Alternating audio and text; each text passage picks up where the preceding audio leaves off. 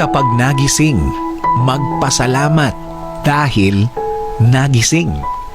Yan ang nakakalimutan natin ipagpasalamat. Ang nagising pa tayo. Ibig sabihin, tuloy pa din ang buhay.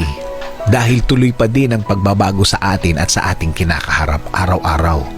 Tuloy pa din ang Diyos sa pagbibless sa atin. Isipin mo, marami sa ospital ang hindi na siguradong magigising pa sila kinaumagahan dahil na rin sa mga sakit nila. Gumagastos ng malaki. Hindi lang malaki, malaking malaki. Kung milyon ang iba, ikaw, nakuha mo ng libre?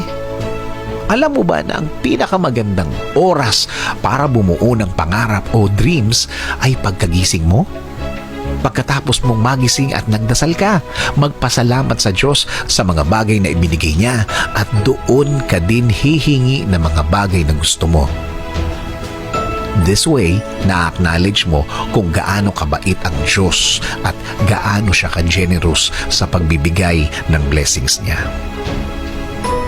At kapag siya ang nagplano, natutupad ito.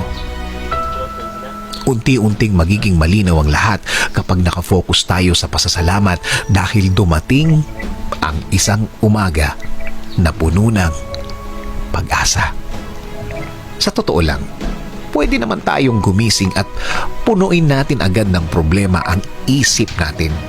Alalahanin ang mga problema kahapon at maging worried na mas magiging grabe ang sitwasyon. Pero pwede kang gumising at ilagay sa isip mo na everything now will be okay, everything now will be better. Na ang mga nangyari kahapon ay kakaiba sa mangyayari ngayon. Mas maganda, mas maayos, mas tama at syempre, mas tahimik.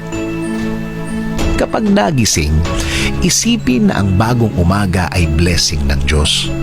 Bagong biyaya na para sa iyo, bagong pag-asa na para sa iyo. Regalo ng Diyos.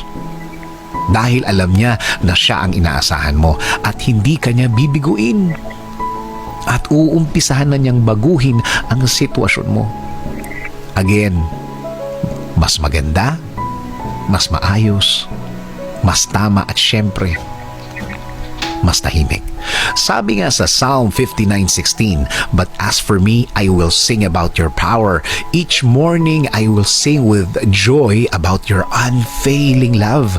For you have been my refuge, a place of safety when I am in distress."